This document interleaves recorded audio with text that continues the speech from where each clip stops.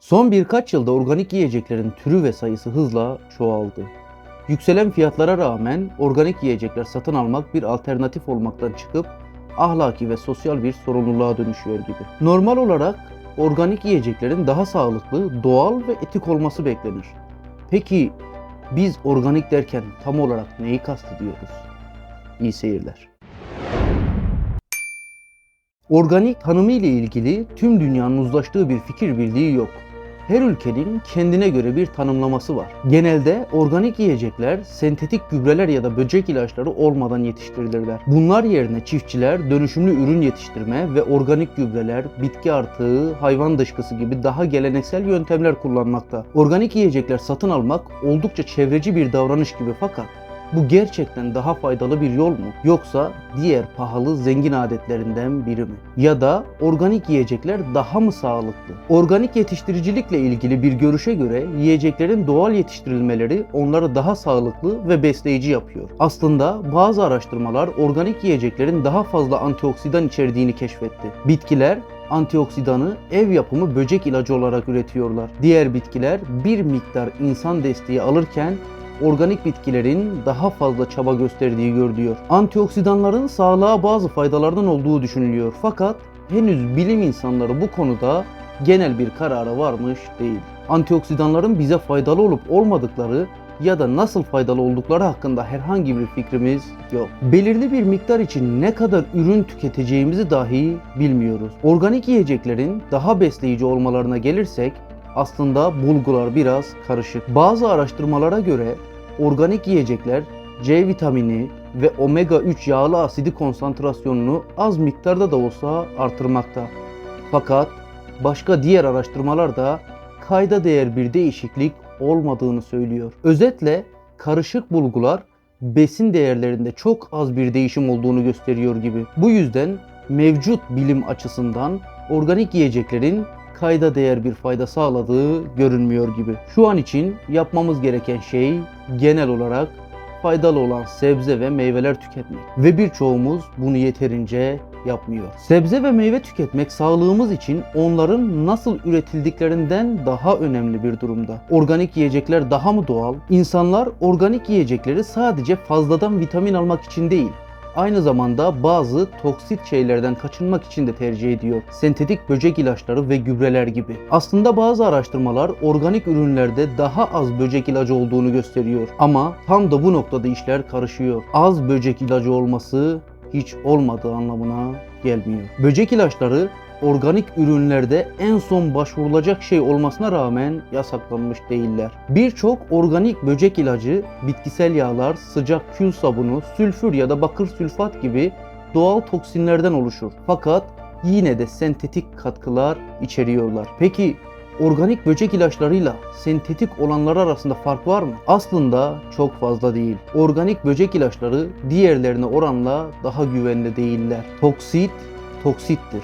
İçeriğinin doğal olması ya da fabrikasyon olması bir fark yaratmıyor. Gerçekte organik elmalarda organik bir böcek ilacı seçeneği olarak sıkça kullanılmakta olan bakır sülfat insanlar için çok daha zararlı. Herhangi bir ürünün toksisite oranı onun yoğunluğuna ve senin maruz kalma oranına bağlı.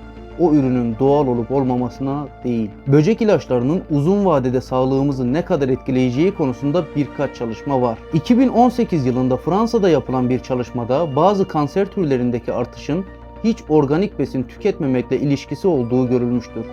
Ancak bu çalışma birçok yönden eleştiri almıştı. Katılımcıların beslenme alışkanlıkları yine katılımcıların kendileri tarafından takip edildiğinden vücutlarında gerçek bir böcek ilacı düzeyi testi yapılmamıştı. Olayı karışık hale getiren 2018 tarihli Danimarka'da yapılan bir çalışmada ise bir yetişkin için böcek ilacı kaynaklı zararın 3 ayda bir kadeh şarap içmekle neredeyse aynı zararı verdiği tespit edilmişti. Yiyeceklerde bulunan böcek ilacı bizleri korkutacak kadar önemli değil gibi görünüyor. Buna rağmen besinlerimiz için yüksek standartları talep etmeye devam etmeliyiz. Avrupa'da ve Amerika'da tüm böcek ilaçları çok sıkı bir şekilde denetlenir ve test edilir.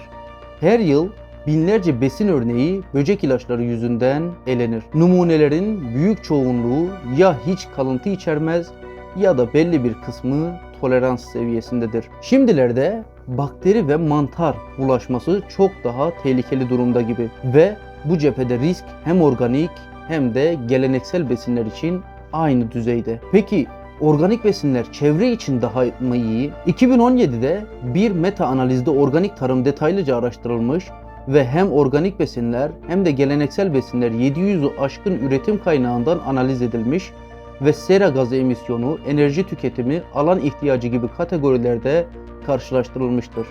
Sonuç mu? Hiçbir üretim yöntemi çevre için açıkça diğerinden daha iyi değildir. Organik sistemler geleneksel olanlardan daha az enerji kullanır. Fakat aynı oranda sera gazı emisyonuna sahiptir. Organik tarım daha az pestisit kullanmakla birlikte aynı oranda üretim için diğerine göre daha fazla alana ihtiyaç duyar. Bu karışık sonuçlar İsveç Gıda Ajansı'nın bir raporu ile doğrulanmıştır. Rapora göre organik ve geleneksel besinler birçok bakımdan birbirine eşittir. Aralarındaki en büyük fark ise alan ihtiyacı. Ve burada geleneksel tarım açıkça kazanıyor. Ekotoksisite için ise organik tarımın daha avantajlı olduğu açıkça görülüyor. Yani bu sonuçlara göre geleneksel tarım organik tarımla karşılaştırıldığında çevreye minik bir farkla daha az etki etmekte. Uzun lafın kısası, bildiğimiz kadarıyla organik gıdalar geleneksel gıdalardan üstün değildir. Ancak organik tarımın daha geniş bir düzeyde etkisi de var. Talep sürekli artmakta ve piyasadaki arz mücadelesi ise daha az sürdürülebilir olan üretim yöntemlerine yol açabilir. Örneğin İspanya'da ihraç için oldukça fazla enerji tüketen geniş seralarda tonlarca organik ve geleneksel üzüm üretilmekte. Ve önemli ölçüde daha yüksek sera gazı emisyonları gibi diğer çevresel etkileri de var. Ve artan talep yerli üretim tarafından karşılanamayacağından küresel ticarette organik besinler de artmakta. Tedarik zincirleri giderek daha karmaşık hale geldikçe her türlü yiyeceğin organik kalitede sunulması, organik kalite standartlarının ve düzenlemelerinin sağlanması daha da zorlaşmakta. Bu da geleneksel besinlerin pahalı organik besinlermiş gibi etiketlenip satıldığı dolandırıcılık olaylarına zemin hazırlamaktadır. Ancak organik besinin geleneksel besin ile karşılaştırılması nesnel bir tartışma konusu bile değildir.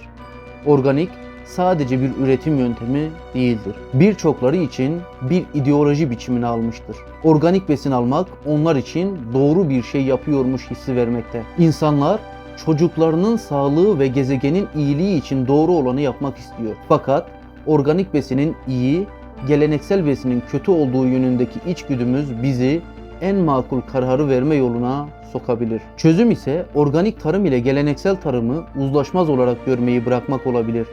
İkisinin de iyi ve kötü yanları vardır. Sağlıklı besinler üretmenin en iyi yolu her ikisinin de en iyi olduğu yönleri alıp birlikte kullanmak olacaktır. Ve kişisel alışverişlerinizde hangi besini satın alacağınız ondan ne beklediğinize bağlıdır. Eğer sadece sağlıklı bir şey yemek istiyorsanız herhangi bir sebze ya da meyveden daha fazla alabilirsiniz. Özellikle organik olmasına gerek yok. Eğer doğa için endişeleniyorsanız sadece organik besin satın almak sizin için bu sorunu çözmez. En kolay seçenek mevsiminde yerel besinleri almaktır. Esasında mevsimsel olanlar gerçek organik besinlerdir. Sonuç olarak organik etiket sadece üretim hakkında bilgi verir. Bir güvenlik sertifikası ya da beslenmeniz için bir vazgeçilmez değildir. Ne yediğiniz nasıl üretildiğinden çok daha önemlidir. Hoşça kalın.